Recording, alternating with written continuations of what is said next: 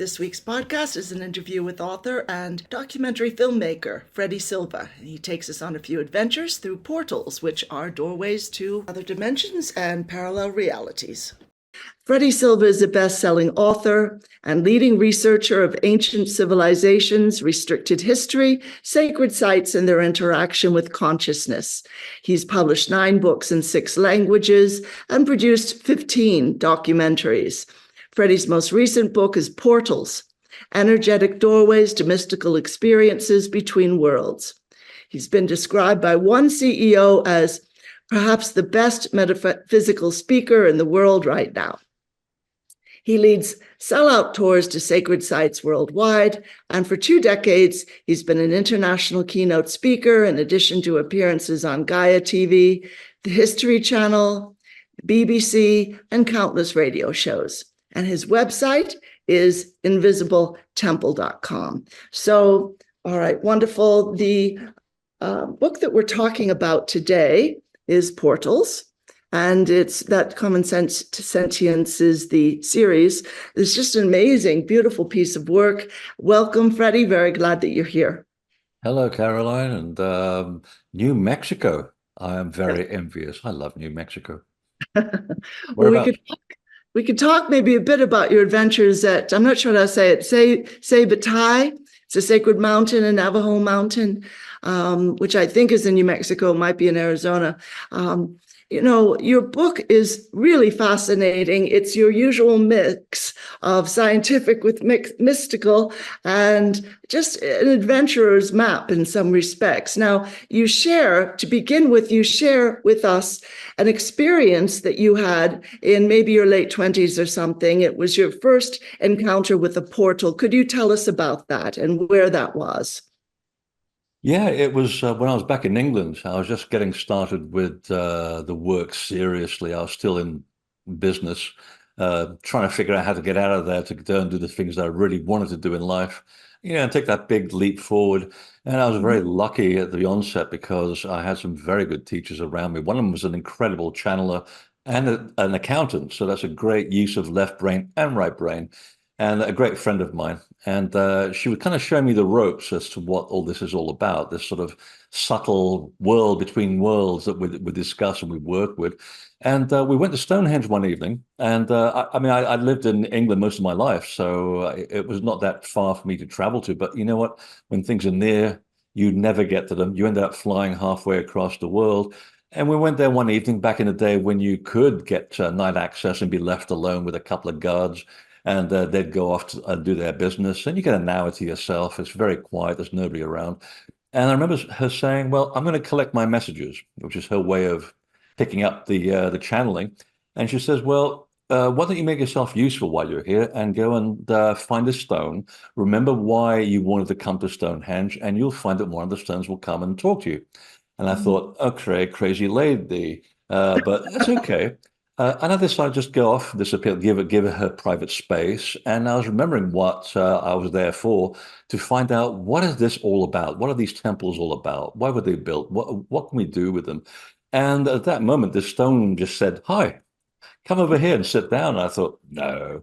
So I went over there, sat down, put my back to the stone. It was just getting a little drizzly, as it usually does in the south of England. And just closed my eyes. And you're supposed to get about an hour of private time there. And a few seconds later, I heard the guard behind me saying, well, in your own time, come back and go over to the hut and we'll make a nice cup of tea for you. And I said to him, I've just sat down. Can you at least give us an hour? I said, oh, no, we've given you extra time. We've given you 2 hours. No. And you realize at that moment, something's happened. Okay, something has gone very, very wrong. And in that short time, I was getting so many instant images of strange people, humanoid people, with appendages that looked like wings at the back. And he was handing me this sword, and the sword was on fire. And I didn't say anything because I didn't want to look like I was a complete nutcase. So we went off to have dinner, even though it was quite late. And she said, so how was your experience? And I said, well, I had this strange sort of vision, I think. It was very weird. A weird guy, la la la la. It goes, you got given the sword of light. at Stonehenge, your first trip to Stonehenge. I said, yeah, what's that all about? Well, I need to come and talk to somebody. So the next day, we had tea in the afternoon with even more gifted psychic, if there could possibly even be more gifted psychic. She actually works with the police in Britain to solve crimes, and she has a near 100% record of solving crime. So she's good. It's actually in her blood, it's in her family. And they sat down, as psychics do, and said, "You know what happened to this guy yesterday? First visit to Stonehenge. He gets given the sword of light by St. Michael, the Yeah. Archangel Michael." I went, "What? Who is this Mickey guy?" It's not Mickey.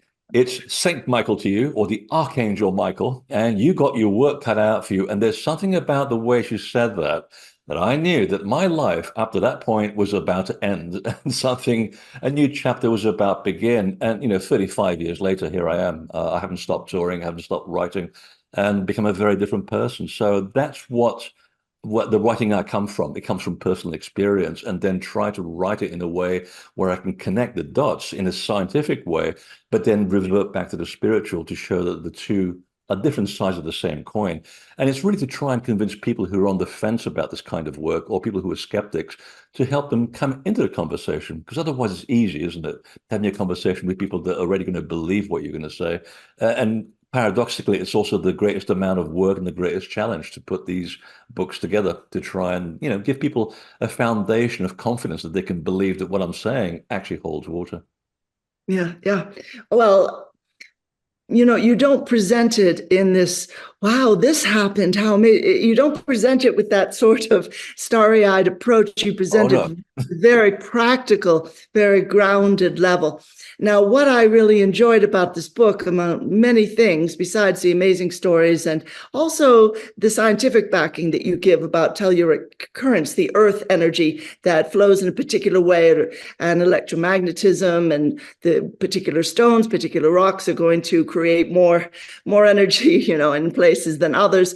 But you talk about spirit of place, the spirit of the land, and I thought, oh my gosh, I wrote, this is ages ago. I was maybe 26, and I was writing an essay for a graduate English course I was taking at NYU, and our professor was this astounding literary critic, Dennis Donahue, who has passed on now, but he's a Northern Irishman. And I don't even remember the text, but I used the phrase "the spirit of the land" in that essay. And when he wrote his critique, he said, you delivered a glancing blow. You didn't really elaborate on this. And I thought to myself, I don't even know what I meant when I said spirit of the land.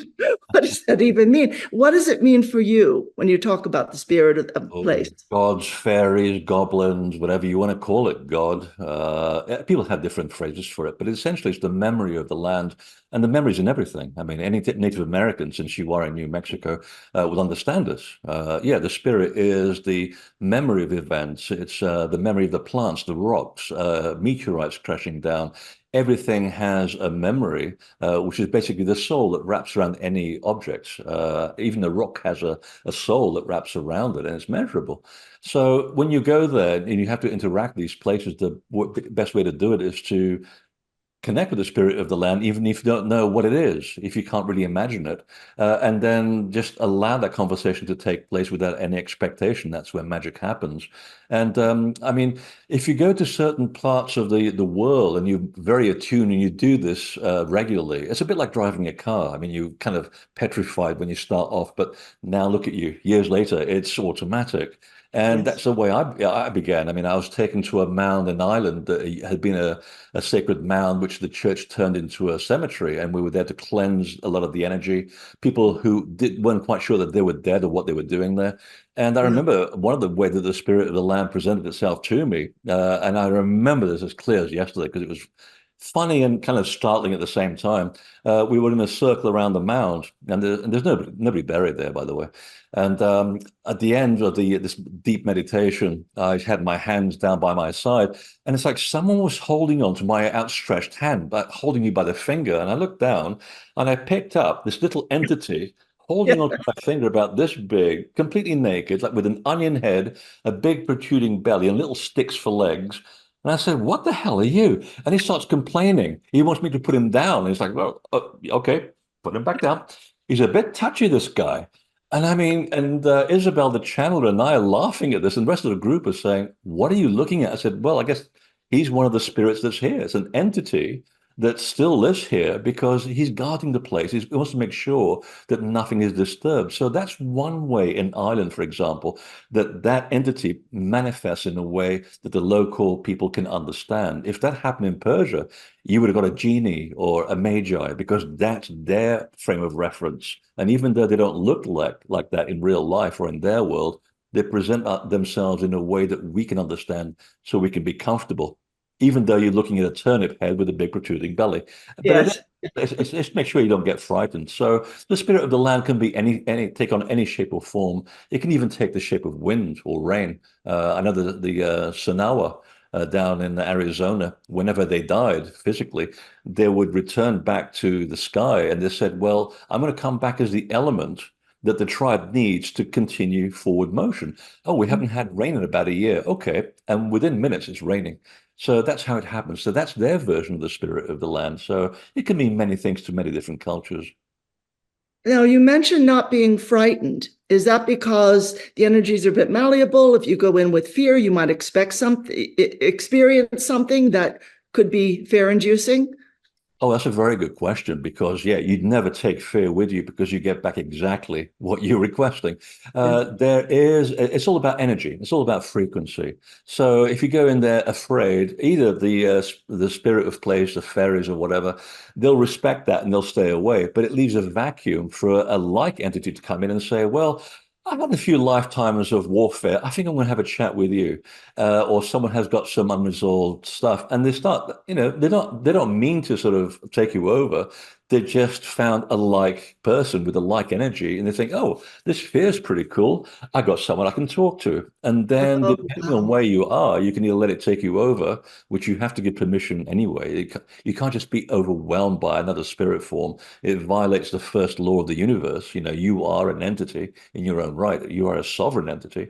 So there, you don't take that with you. It's the first rule of mysticism. Learn to control fear and emotion or energy and motion. Once you've got that sorted out and you realize that there's nothing that can really harm you unless you want it to, you trust the process that everything that you're experiencing is from your point of view, from your intention, is to learn how to communicate this to other people. That's my job. So all I want to do is how can I make sense of this so I can be a better teacher? And I just accept that people are friendly. And I call them people because they're very real in my experience, even though they're invisible most of the time. I accept that most people are good until they prove otherwise. And then I've got my series of tools to make sure that my integrity is not violated. So I've never been afraid of going into any sacred space. Sometimes I've been a little bit sort of, how shall I say, cautious because there's been a lot of warfare. There are places in Scotland that have had terrible warfare, and you can feel Yes. it. It's still there. And you're walking through Culloden or Glencoe.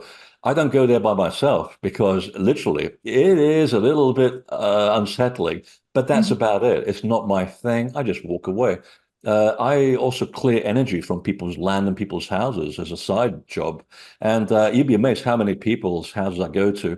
There was one not far from my house in Maine that a couple moved house, and it was not far from a telluric current as well. So there's a lot of memory conducted along that current. And the kids didn't want to go upstairs for some reason. It's a lovely house. I mean, it cost them a lot of money. And they called me in and a friend of mine, and they said, can you have a look why our children are feeling apprehensive about going upstairs? And I said, give me your address. I just want to tap into where you are. And I got this horrible vision of a bunch of kids dying in a fire. And I thought, Oh, this is not going to be good. I need a second opinion on this. And my colleague and I, we go around the property and collect notes, and then we connect at the end and go, what do you get? And we'll share the notes and we'll get exactly the same thing. So we know we're not making it up. So we cleared all this energy. Basically, I did some research later on without really telling the family. I didn't want to let them know that it is in the record that 120 years ago it was a halfway house and about 35 kids died there. And we had to remove that spirit of the land from there, put it back to where it needs to go into the other world and say, your time here is done, your trauma's finished. We're going to reset the scale on this property for these people who are in the physical, that need this land now. Your time is now over. We appreciate what you did, and we also acknowledge your pain in this horrible thing. But now go back to the light. Boom. The kids didn't even know what we had done. And that evening, they went straight upstairs and they slept fine ever since. Oh, I'm so glad you were able to help. Now, I'm wondering, as far as your own background, Freddie, has anyone said to you, oh, you've got sort of natural psychic or energy worker abilities? Or do you feel like this is something that anybody can develop, and you developed it because it's been a part of your work and a part of your experience as you're Oh visiting? no, they thought I was crazy, but they're not my friends anymore, so that's okay. I think I scared them off.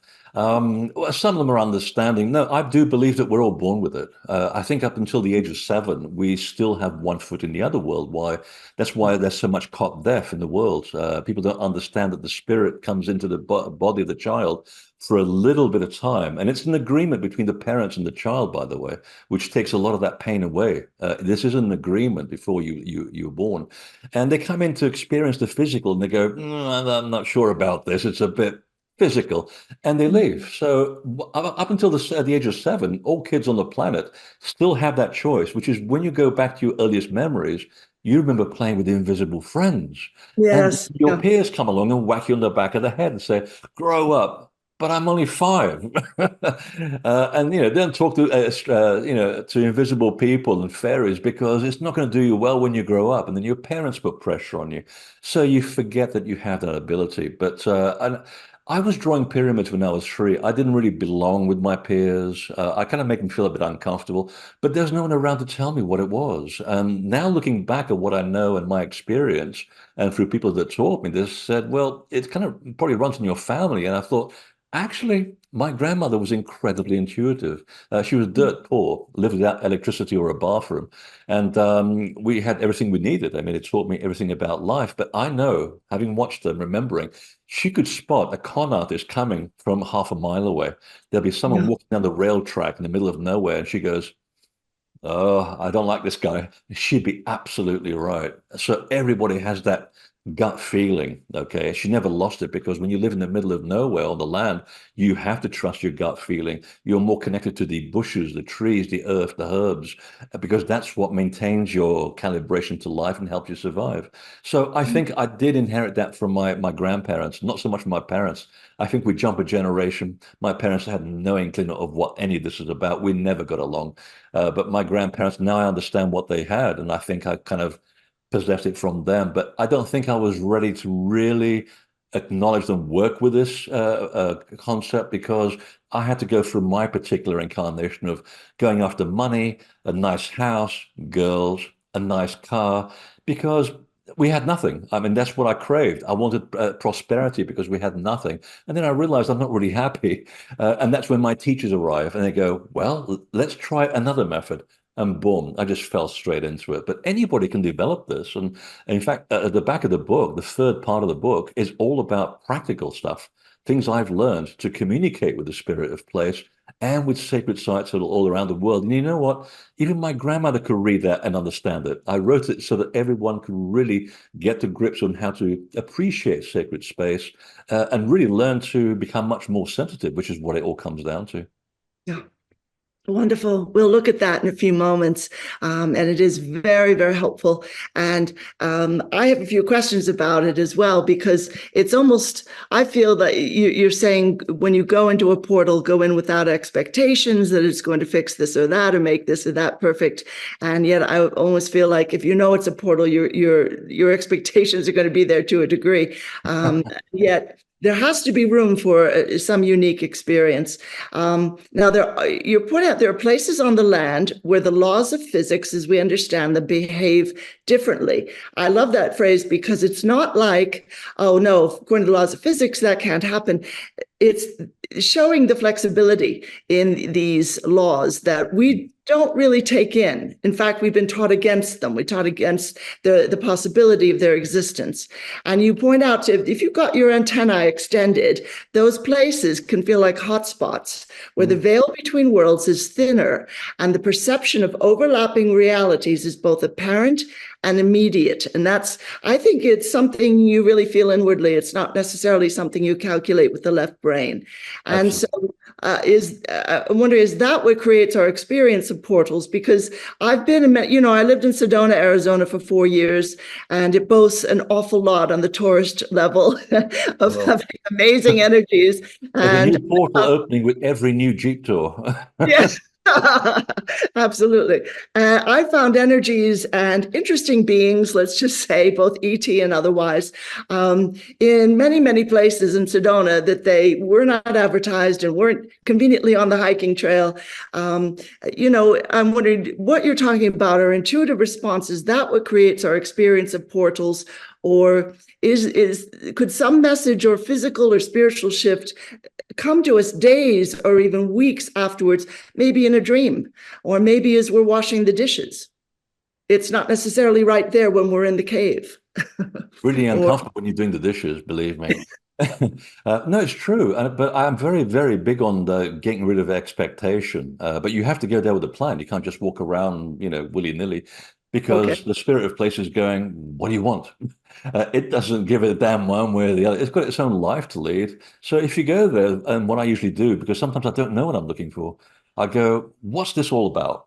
And they know what I'm saying. I don't have to explain it. They can read the subconscious and go, oh, I know what he's looking for. He's looking to understand the connection between this temple and how that relates to this and that mythology. Because when it comes out of your mouth, it comes out in shorthand, but your brain and your intention has got a big picture in there.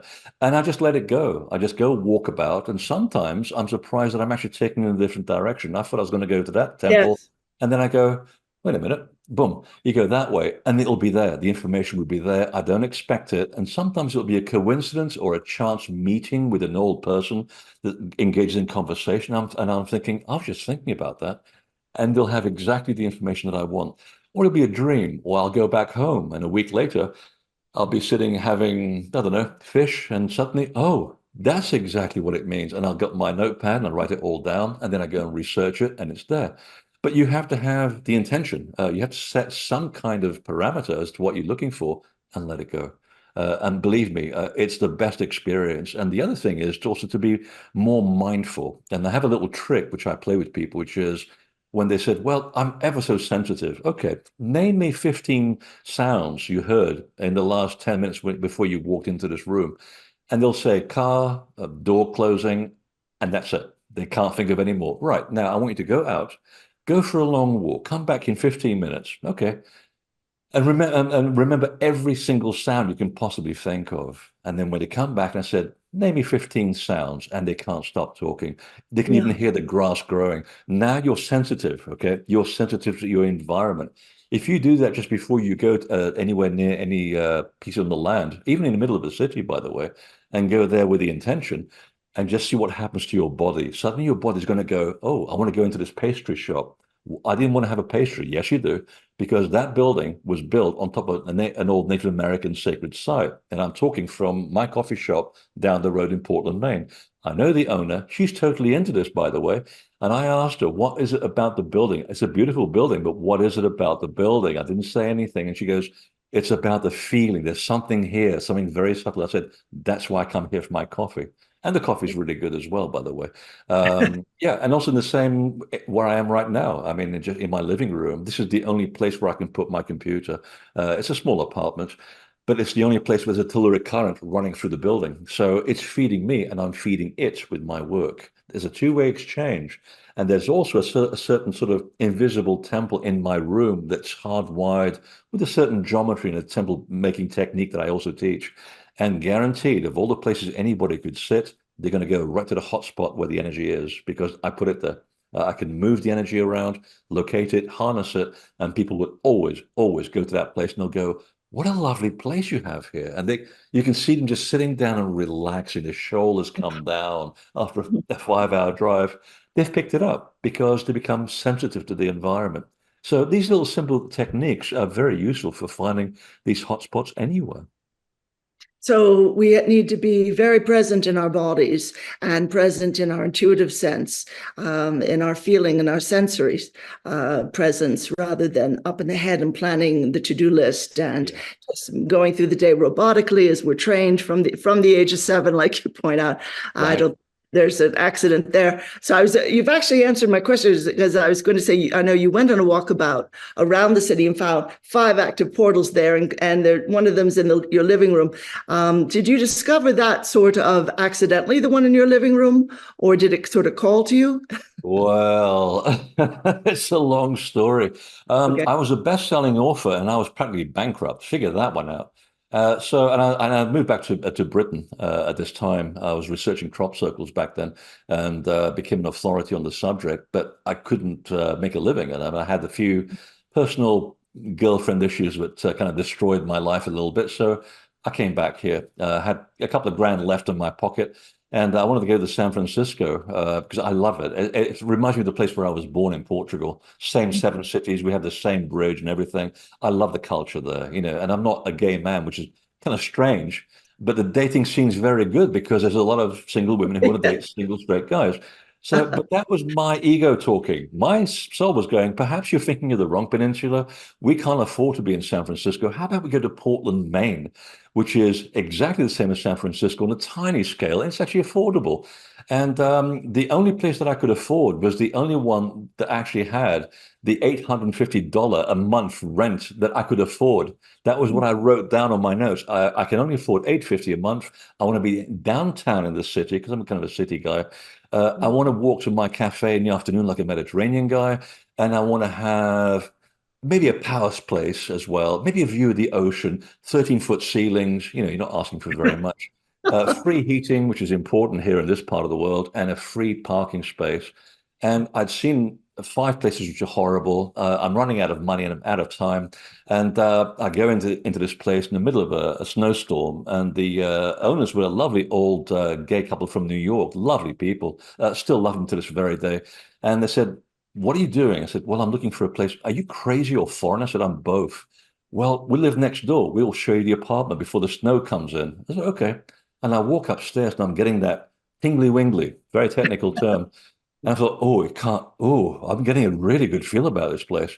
And I'm walking around. It's got exactly what I wrote down. It was exactly the rent, exactly the free parking, free heating, 12 minutes downtown from Portland, and everything that I wanted. And while he was in the room next door, I thought, just to make sure I'm not making this up, because I so want this expectation, I got my little portable dowsing rods out and I measured all the energy lines coming into the middle of the building. I thought, oh, okay. So it kind of drew me to it because Yes, Spirit yes. of Place all around America was going, okay, where can we house this guy for 850 a month with free parking in a downtown area that's actually safe? Oh, I know a place. So all the spirits around of the land in America conspired to bring me to where I am now. And I just walked in and I recognized it for what it was. So exactly what I requested, and it's served me ever since. So there's a two-way exchange going on here. Yes. So once you develop this affinity for sacred space and what's in it, then it becomes like an extended family, and you can trust them. Don't take them for granted. That's the worst thing. But they'll never let you down. Doesn't mean you're going to get an easy life, because sometimes you come here to learn things the hard way. And that happens to me all the time too. I mean, I'm not perfect. None of us are. If we were, we wouldn't incarnate, would we? So sometimes they give you challenges, but you can rely on them. And the more you rely it, the more it becomes second nature. You can get information, and it can basically lead to a door to, well, goes from one portal to the next, and your life starts moving forward very rapidly. It's a very organic process, essentially. Really wonderful. And I think that you have been for a long time. I can hazard a personal comment here. I think you've been moving into recovering gifts that you had in past civilizations, maybe Atlantis, Lemuria, maybe the high point of Egypt, maybe you were a pre-scientist, but it seems I've been around. naturally you just naturally enjoy The age. understanding how energy moves. Yeah, yeah. Wonderful. And it does respond to us as we're responding to it. So, Actually, yeah, you both brought up a very questions. good point there, because this explains also why so many people have remembrances when they go to places for the first time. Yes. There's Yeah. no scientific or rational explanation for that because your DNA is stronger than your brain. It has a memory from all your past connections. So your brain has to make things up from experience. So if you walk in the middle, let's say Luxor, which is one of my favorites in Egypt, and you go, I remember this, but it's not the way it was when I was here. That's a really silly thing to say, but it's true because Mm. your memory that you've been born with going, oh, this feels like home. And it is. For me, it's like a home away from home. I have a few of those, by the way. But yeah, it is true. It's one way of remembering that you have been there. And then, of course, to work with it to find out, is it useful in this time or is it no longer useful? And then let it go because sometimes you can carry a lot of dead weight with you from other times, which don't really serve you in this lifetime. It's just kind of, you know, uh, remembrance. Wonderful. And a big part of the book are these short remembrances from people, sort of almost like short stories. They're only a few pages long, from many different authors, but a number of them describe the same things, basically saying, I remember being here before. And it's very, very beautiful. It's just this wonderful, you get a feeling of this full circle, and that they were meant to come back to this place and to begin remembering who they are. And there's one story in particular, a lot of them snag my attention, but one story in particular that I want to ask you about. I'm just keeping an eye on the I hope time I here. remember it. I've got so many questions, and you gave us with your bio some lovely questions. One of them is, are all portals sacred places, or are all sacred places, do all of those contain portals? And that's quite interesting. Pretty much. I mean, the whole point of sacred space was that it began originally before even humans were here as an electromagnetic and even a gravitational hotspot. And then the difference is not that much. There's only a little shift in the electromagnetic spectrum or the gravitational pull to create that experience. And we now have the techniques and the mechanisms to measure these different frequencies. So when we go to the pyramids or the mounds, there is a difference between outside and inside. So these things are designed to shield the inside from interference. And it's that little shift in the spectrum that allies with your electromagnetic spectrum, because we are electromagnetic beings fundamentally. And that's what creates that shift. And it only requires, this is now known, DNA, which picks up its information from the electromagnetic spectrum all around. If you change the local spectrum just a little bit, DNA goes, what was that? And he goes, I'll take that. Thank you. I'll tell my host what's going on. And that's what basically you pick up and go, oh, I need to adapt to this situation. Well, that's what you're doing. You're adapting to a new environment. You have a window of opportunity to communicate to this other level of reality where you connect with the other world. And that's what essentially forms the basis of sacred space. So in North America, just like in Australia, the Aboriginal people didn't build anything because they are so sensitive to the environment. They can see, they can hear, and they can sense the hotspot. And they'll go there. And there's one outside Santa Fe. I think it's Sikumu, I believe it is. It's on top of a hill just outside Santa Fe. And there's nothing at the top of the hill. I mean, people go there and they're very disappointed. But that's the point. You have to sense the portal that's there, but that's their hotspot, that's their temple. And because so many of us forgot this connection, and because also with war, earthquakes, and the Catholic Church also was highly responsible for destroying so much of this legacy, we began to build temples on these hotspots so that future generations would never forget where they are. So when you really don't know what you're doing and you forgot that you are your own perfect temple, and all the problems of daily life come at you. Someone stolen my chariot. My mother hasn't enough milk to feed me with.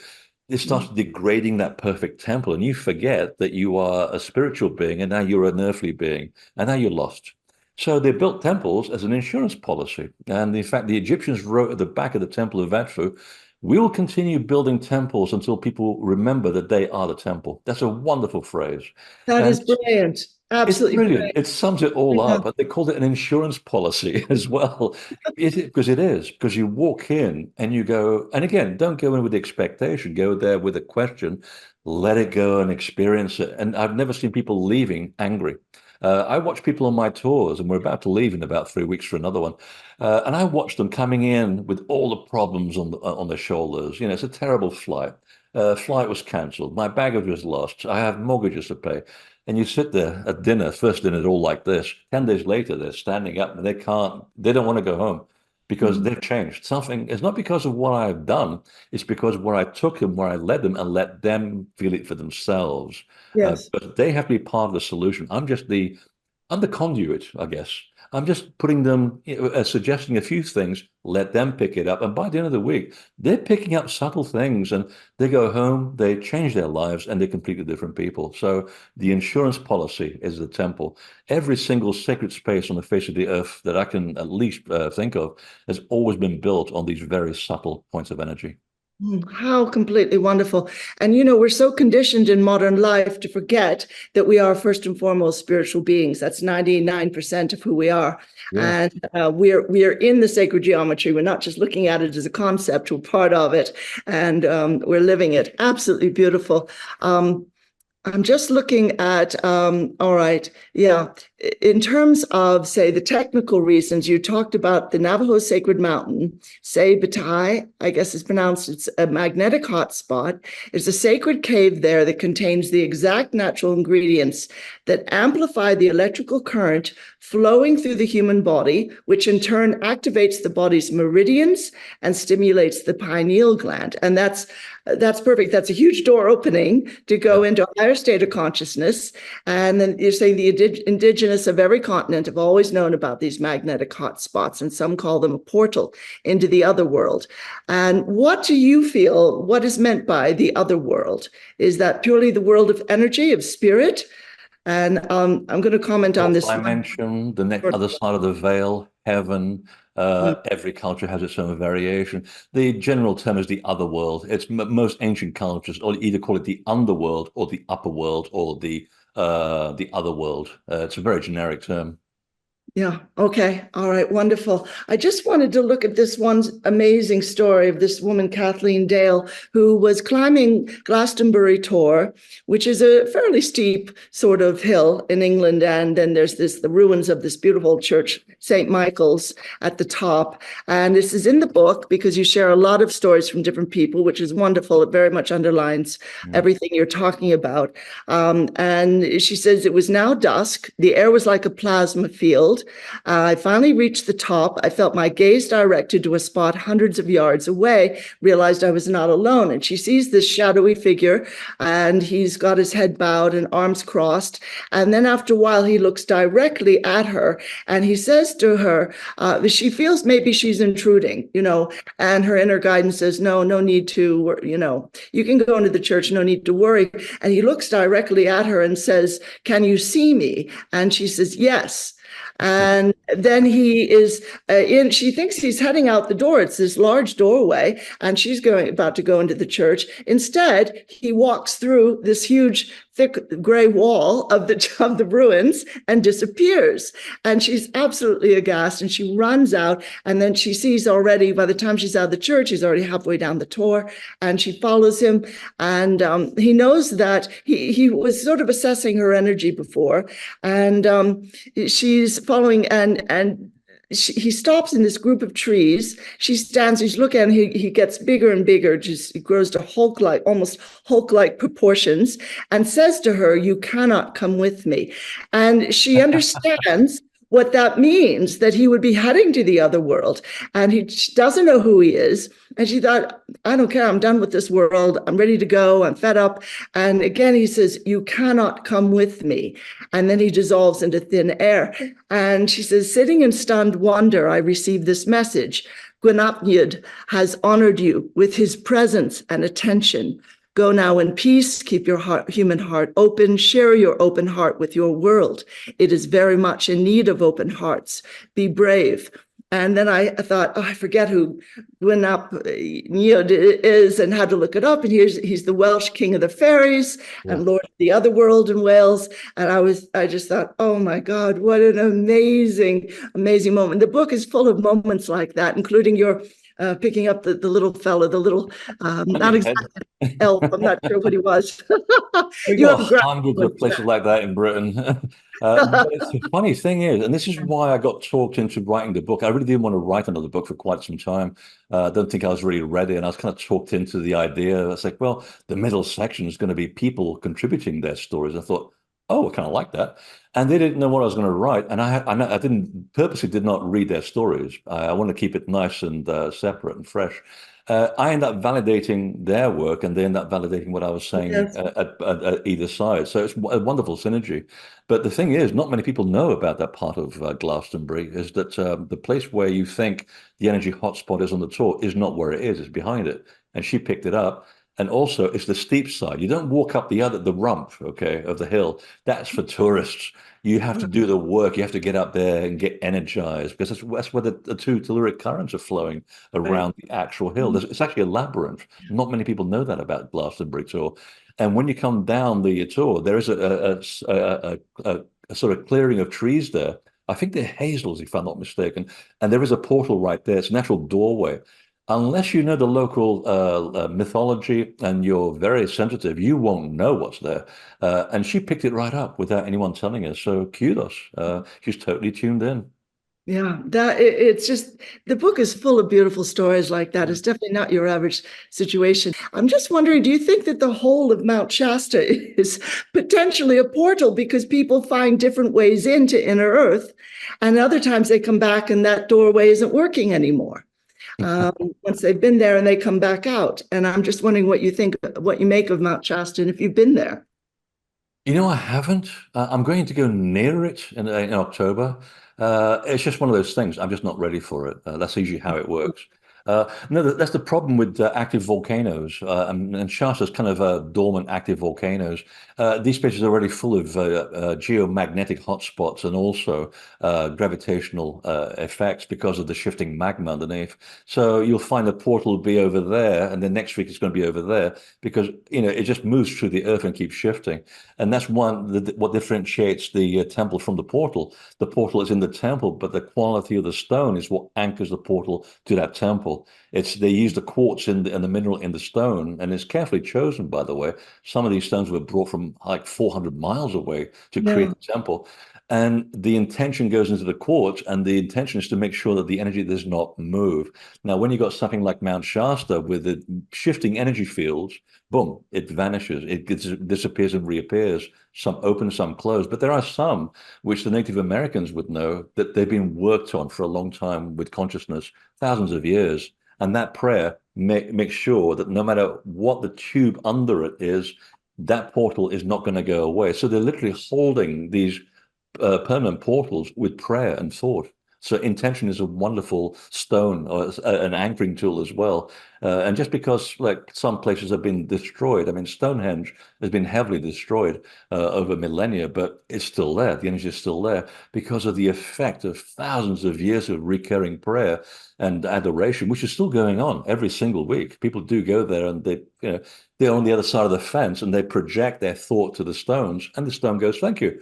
Someone's not taking a selfie for once, and it appreciates it, and the energy is maintained. So what's missing in stone is replenished by the actual thought itself. So it's very clever. You don't have to have the stone necessarily. It's the intention and the constant reinforcement that keeps that portal in a single place. But Shasta, Mhm. there's all kinds of things going on because of the very nature of what it is. Yes, indeed, absolutely. I had a really lovely experience I wasn't expecting at Montezuma's Well, very near Oh yeah. Sedona. I don't know if you've been there.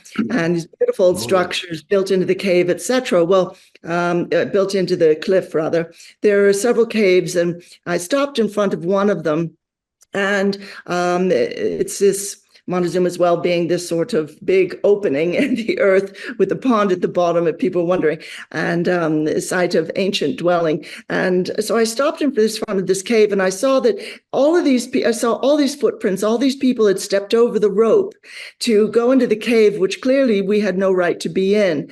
And I spoke to the guardian of the cave, or the cave itself, whoever was going to listen, and I apologized for the thoughtlessness. And I said, you're to be revered and respected. And I'm very sorry. And just said thank you, and then walked away. And then as I was coming back, because it's sort of a dead end, I came back, I felt all this beautiful love and thankfulness emanating from the cave, as if its guardian or it was saying thank you for your respect. And it was just a beautiful moment I'll never forget. Absolutely wonderful. It's powerful.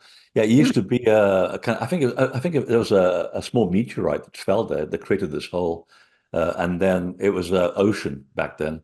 And what happened was that the water slowly percolated through the limestone. It's got one of the most potent, most clearest spring water in North America. So again, the memory of prayer. If you follow the work of Masaru Emoto, who's validated the idea that intention can alter the crystalline structure of water in thousands Yes. experiments. If people go there, leave their prayers all the time and their intentions, as if the water wasn't good enough to begin with, so you're drinking the affirmation of, millions of people, and together with the pure water, it creates this wonderful effect. So, and I'm sure the spirit of the place doesn't appreciate having a piece of rope that doesn't exactly blend in with the landscape. He was Um, more happy for you to go in. It's just a bit of mud, you can get your feet wet. yeah. Yeah, health and safety sometimes they go a little bit too far, You but it go, is very powerful. And just up the road, the Sinawa, who were part of that region, they were lovely people. I mean, and I don't know why they call them Montezuma's Castle and Montezuma's Well. It's a terrible name. yeah, I agree. Up the road, Montezuma's Castle, which is the cliff dwelling. I Yeah. love going there when I'm in Sedona, and I just hang out there and go off a little bit up the beaten track, hide behind a tree. And Mhm. they're still there. The people are still there. They're in spirit form. They're so pure, so wonderful. I actually dated the girl a while ago who remembers having a lifetime there. She still has that same energy, very fawn-like energy, very Oh, soft, beautiful. gentle people. And I just love being there. And for me, they're very real. Sometimes I actually see them under the right circumstances. And Mhm. yeah, the whole area, very, very powerful. Wow, wonderful. Well, we've got a caller on line 3. Carlton, are you there? Mine, you knew I was going to call in. Yeah, okay. He's a friend of the show. Have you got a question for Freddie? Yes. No, absolutely. So please tell me then, at this point, through all these experiences you've had, and these awarenesses and the research and connections through multiple frequencies and energies, what at this point do you understand your mission is in this reality? That's number one. Number two, angel. Wonder if you can comment on what your understanding is definition of an angel at this point, and how many times people think they're experiencing an angel and they're really experiencing an ET, or is there really much of a difference? My mission. Yes, Oh go God, ahead. I'm still trying to work it out. I think I'm doing the right thing by, writing books and doing talks and taking people to sacred sites and doing documentaries to show people that if an idiot like me can do it, you can do it too. I think that's what it comes down to. I mean, I've had some really amazing teachers in my life. I've been very lucky. I didn't realize what I was getting myself into, but my subconscious did, of course. And I'm only just now at this point beginning to realize that, yes, I agreed to do this in my previous life, and I've come here to do a certain job. And I'm so attracted to ancient places. They're like my second homes all around the planet. I wish I owned all of them. But the upkeep would be a bit too much. So I guess my mission is to try, it's beginning to become a bit more clear now, is to try and get more people to be confident that they can do this. We don't have to be overwhelmed with all the stuff that's happening around you. I worked for 14 years in media to understand that there's no conspiracy in media to make your life miserable. It's just that people are addicted to bad news. There was one newspaper in England which set the record of saying the intention of this newspaper, and this is in the early 20th century, the intention of the newspaper is to publish good news. And you think, finally, how long do you think that took before the paper went bankrupt? 15 years.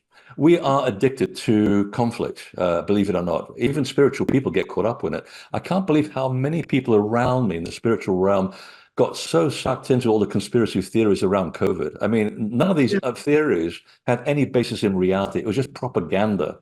And we know where it came from, but we won't go there.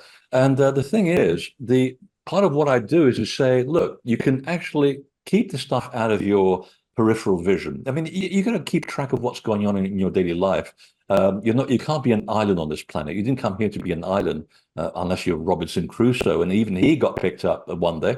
The idea is to engage, experience, but keep track of what the snakes are doing because you've got to have a finger on a common thing. Keep all that social media out. Use it as a tool for fun or communication for what it is. Find out what's going on in the headlines. Let it go. Get on with your life. And this is what I do on my tours, and I tell people the same thing. Switch off the cell phone. Unless you've got dying parents or a business that you have to maintain, keep it to a minimum. I want you, after all the money you're about to waste, to engage with the spirit of place because it's about you. It's not about me, it's about you. I want you to be different 10 days from now from when you arrive. If I've done that to you in 10 days, I've done my job. So that's what I'm doing. I'm just telling you that it's happened to me. It's still happening to me. So if that's possible for me to change my life from becoming, some award-winning creative director in the advertising world who is making a lot of money and being totally miserable to who I am now, you would think that's completely nuts, but I'm talking from experience. So if I can do that, then it's going to be helpful for you too. That's all I care about. I don't care even if people believe me or not. That I'm not here to convince people one way or the other. I'm going to put the facts in front of you, and I'm going to let you figure out the truth, because otherwise you're following my truth, and that's not going to get you anywhere, because I have a soul print that has its own purpose as well. There are other peripheral things I've come here to do, which I'm not going to discuss. That's my personal stuff. So following me is not going to help either. And I've learned following from so many of my heroes. Now I know more about my work and what they do. I can tell you they are not worth following. There's a lot of people out there just taking your money, and they're like confidence tricksters. So the best thing to do is take what works, create your own toolbox, and your experience adds to the toolbox, and off you go. So get out there. My mission is to get you to get out there, experience the sacred places on the land, and come back changed. And as to angels, yes, they're very real. You can call them whatever you want. They come in all shapes or forms, and that's not what they look like, by the way. People in the other world look very differently, and if they showed up in the way that really looked like in the other world, you'd run a mile very quickly because they are weird looking. So they present themselves in a way that's culturally acceptable, and we talked about that at the very beginning with Onion Head that I experienced. I Yes. can't get over that story. And basically, you come here, and this is how the big picture works in incarnation. Before you incarnate, you're in this big reference library somewhere in the universe, and you're going through this library, and it's all these books written in light, by the way, which sounds beautiful, blue light. And you pick up this book and you go, that's interesting. There's a guy called Freddy Silva. I'm going to read about this guy's experience. I haven't had that experience as a soul. I want to have this experience. Well, this is where the paradox comes in. You Yeah. gather all of these teachers around you in a room and say, listen, I want you to manufacture this experience so I can become this guy, despite the fact that I'm going to be it. So when I become him, he's actually never existed. But paradoxically, I am reading his life story. You've got to get your head wrapped around that one. Mhm. And you basically get together with your guides, and they'll say, okay, we'll make sure that when you're 13, you're going to come across this experience. You're going to trip over horrible things will happen, but it will change you forever into the person that you were meant to be, because the purpose is for you to overcome that experience. That's your purpose in this lifetime. We will give you your friends, your enemies, obstacles, doorways, portals, everything. And the best part is when you are born, you're going to forget about all of this. So that's why there's coincidence and the sudden gut feeling. There's those moments when you recognize as a soul that you've come here. Well, those messages are coming from not just from your soul, they're coming from all your spirit guides. Those are your angels. And a lot of them have had millions of lifetimes. Some of them have done things that you're about to do so they can guide you along the way. And that's where we get the word angels, or agelos, from. It's a Greek term meaning messenger or a watcher, which goes back to the tradition of the Anunnaki, who are not the evil people that a lot of people make out to be. Trust me on this one. That's just propaganda. So the watchers are the intermediaries between the other world and the humans. They are the ones who are helping us out. We all have them. We have lots of them. And the trick is, ask them for help. They can't intervene unless you ask them. That's why they're called watchers. And they said, and I got this from secondhand information through the channel I work with. They said, we're called watchers because we don't have the ability to intervene directly. You have to ask for help because you are sovereign beings. So if you ask us for help, we will gladly help you because we know how difficult it is to be in physical form. It's horrible. It's really, really difficult. It hurts. We did it. It hurt then too. So we'll guide you. We'll send you towards the goalpost, but you have got to kick the ball through the goalpost because otherwise it's too damn easy. And they've got a very wicked sense of humor, so watch out for them. Wonderful. Thank you, Carlton. Thank you for that answer, Freddie. I ought to have opened things up for my host also to ask a question. Randy, you've got a question for Freddie. Go ahead, please. And any of the co-hosts who want to jump in, please do as well. We've just got a few minutes left here. Greetings and hallucinations, Freddie. Good evening. There's a place in Canada called the Graveyard of Lake Ontario. It's a small stretch of water off the shores of Prince Edward County, and it is Canada's Bermuda Triangle. Up to 500 ships have disappeared there. So I'm going to like to invite you up. Let's take a tour and go down there and figure out what's going on. Wow. Because the fishermen that live there, they won't go anywhere near there.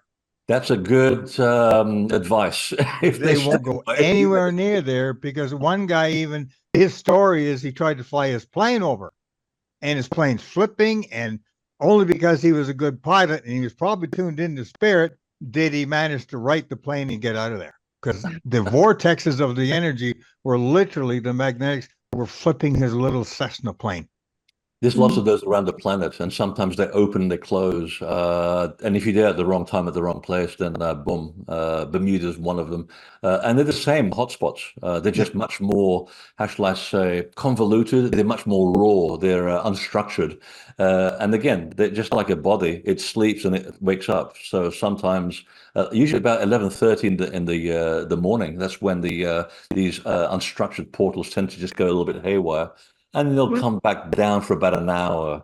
And then I think about, what was the other one? 11:30 at night. And also between 2 and 3 in the morning, when we actually interact with the similar energy, we call it REM sleep. That's when you really travel to the other world for a finite moment, and boom, back in your body, you wake up and you want to go to the bathroom. That's how it happens. So there are these unstructured spots everywhere. I have actually been up near that area. And I know exactly what you're talking about. Even I don't go anywhere near them. I got work to do. That's right. And in Koh Samui, we had on our little piece on the island, there was a tree there that all the locals, no, bad energy of tree. So what do you mean? Well, no, something wrong with tree. So we went there and stood under the tree, and it rained on us. It's like a little rainbow, and it rained on us. And the staff run away and quit. They weren't ready to see the energy of the land. Was very magical. That land was very magical. So the tree was just, it's hot. I'm going to rain. I'm going to just help you out. And then at the other end of that land, there was another portal, and there were spiders and other beings of other worlds that were guarding it. And they tried to take a picture with my camera when they blew the camera up. So I said, okay, they're not, I guess. It was okay to go there because if you had no fear, but not allowed to use technology. So it's like you say, they're all over the things, and we just have to, I use the 3C rule: calm, cool, and collective. And they're self-protecting. They're self-protecting because sometimes that energy is not good for human beings. I mean, it's like sticking your fingers in the electrical outlet. It's not going to work. If you have an electromagnetic grid in your body, you only need a little bit of a change for it to affect you. Too much, you die, basically. And I've worked with crop circles to understand how that works. And there are some things that are not meant for people. And I can tell you from experience that I have to go in there, partly because I'm a Taurian. I have to go and lick it and taste it and eat it. It's part of who I am. But I had to actually record the event. I had to film it. And I knew I was going to lose a very expensive camera. And I did. And I was ill for the next 48 hours. It was like sticking your head in the microwave oven. I was only in there for 45 seconds. So, and that was their way of saying, you really shouldn't come in here. I said, I know I need some protection. Give me just enough time to take enough pictures and take the film out before you blow up my camera and me. And they literally put a couple of eggs of energy around me. I could see this sort of acid burning through my aura, literally acid burning through. And I thought, I got to get out of here. And I just clipped it by a few seconds and it got me. I mean, I was zapped. So it's there for your own good. If you don't feel right, the spirit of place will say, not ready for this. Come back later. You know, you Thank had you. that experience. Thank you, Randy. You had the experience of the Devil's Den, just not so injurious. You heard a Exactly. voice saying, "Don't go any further." Yeah, and then I went 3 years later, and I gained more experience, more understanding of what I was really supposed to be doing. I thought I knew it all, big head. Yeah, it spanked me. It really spanked me, and I've been spanked a lot during this work. Sometimes you need a good spanking to get yourself back down and develop less of an ego, and you get back up again. The trick is don't make a habit of it, and you learn as you go along. So 3 years later, I went back to the Devil's Den. Guaranteed, if it's called the Devil, it's going to be good for you anyway. But it's very raw energy, and I wasn't at that stage. I was much more into girly energy at that point, and I'm still very much into girly energy. I think I'm sort of a strange sort of B-type person in the A-type body. It's a very weird thing. I really don't like masculine energy that much. I don't know why. So for me to go to the Devil's Den takes some effort. But then once I understood it and I really experienced different forms of energy, it let me in. It's like a big red carpet. And it said, oh, you're much more welcome now. You can handle it now. And I could. And now I'm much more comfortable with it. And it's the same with Peru. A lot of people can't handle the Andes temples. They're very raw. I think I was, 52 before I actually got a chance to take a tour there. And I'm glad I waited because I can understand. And now I can't get enough of it because it's raised my level of frequency. So that's what's going to happen to you as well. You're going from temple to temple, building up your resistivity so that you can finally go and experience the heavier things in life. If that's your bag. Sometimes people just want to have the gentle stuff. It depends who you are. But I've seen people go to the Andes and they get there and in 24 hours, they're on a plane back home with an oxygen mask because they're fried. They're completely fried after only going to 2 temples. And other people, it's like a drug. It's like, yeah, give me some more of that. They can't get enough of it because that's how they're hardwired, and it propels them. And it's for men and women. It's not a gender-based energy. Masculine energy and feminine energy are just 2 polarities of the same thing. It's nothing about gender.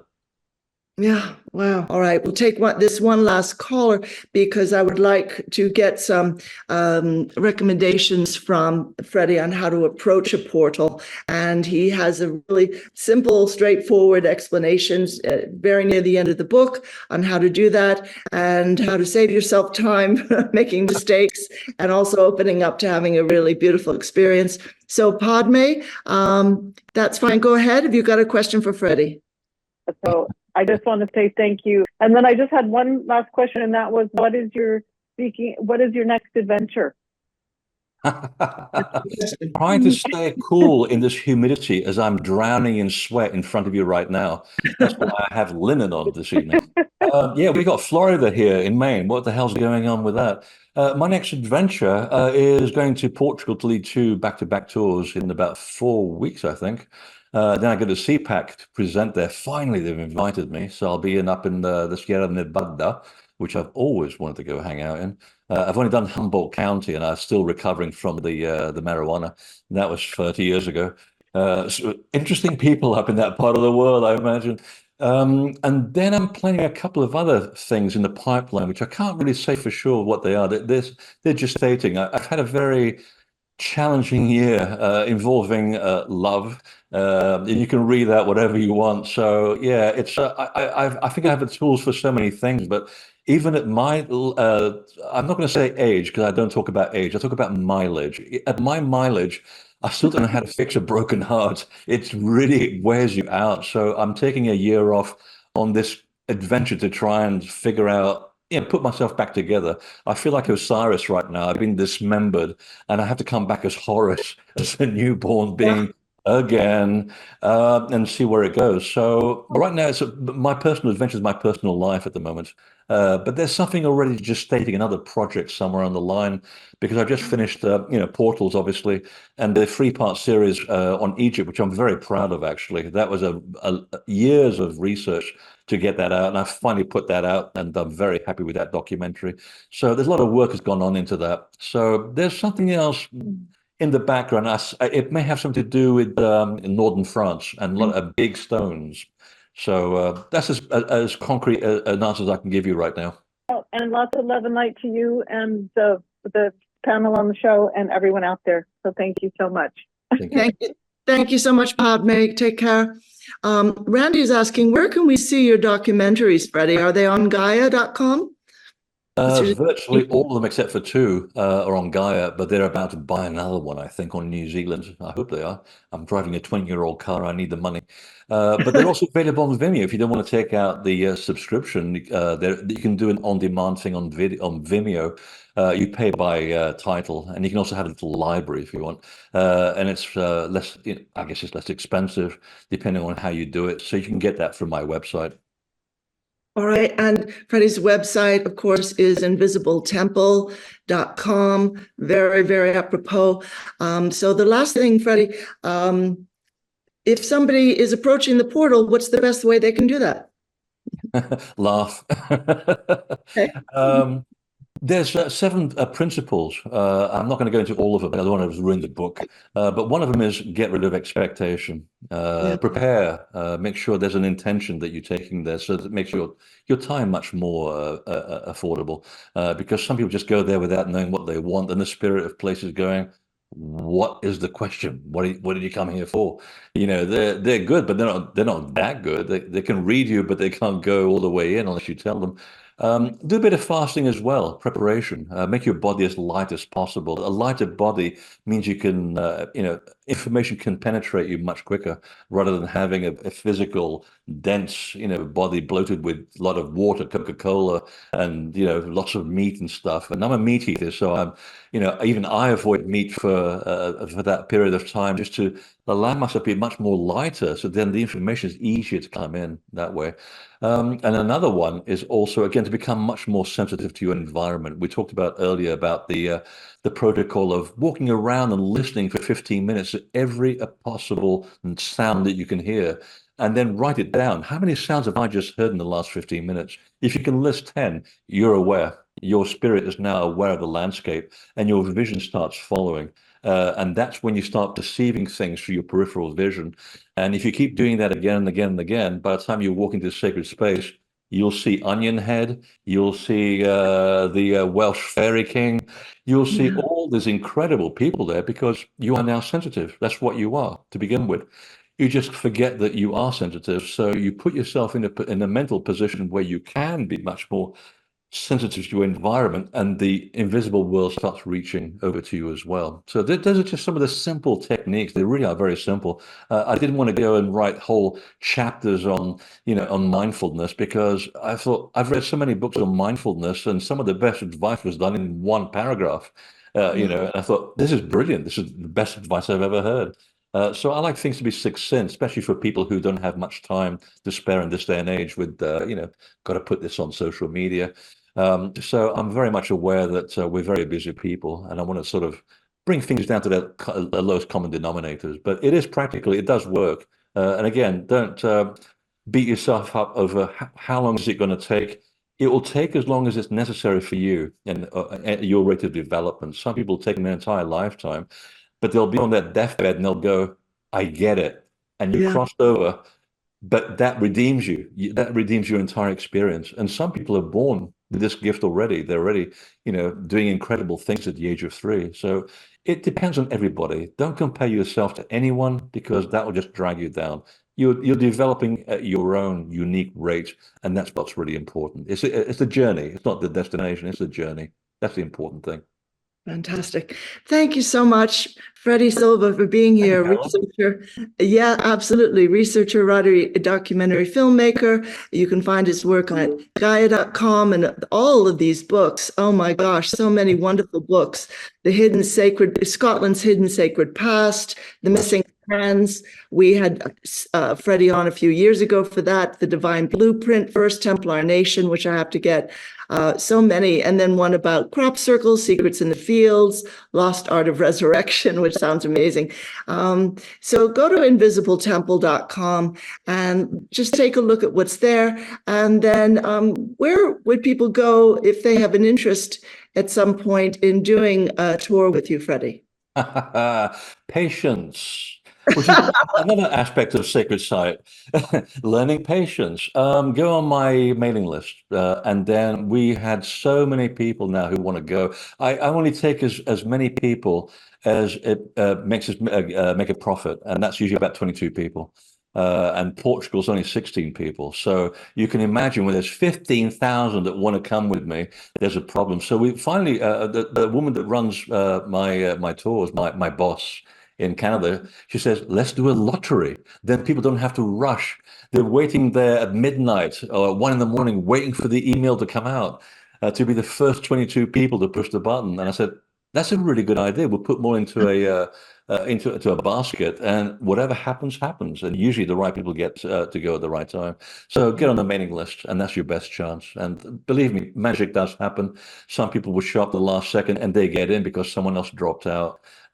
All kinds of wonderful things and coincidences happen. Fantastic. Yeah. I am a strong believer if you're meant to be somewhere, you will end up there, even if you're not aiming for it at the moment. So that's at invisibletemple.com. And thank you again, Freddie, and huge blessings. I hope the book continues to do well. And thank you for all the light you bring. Oh, and yourself as well. Thanks for having me. Thank you so much.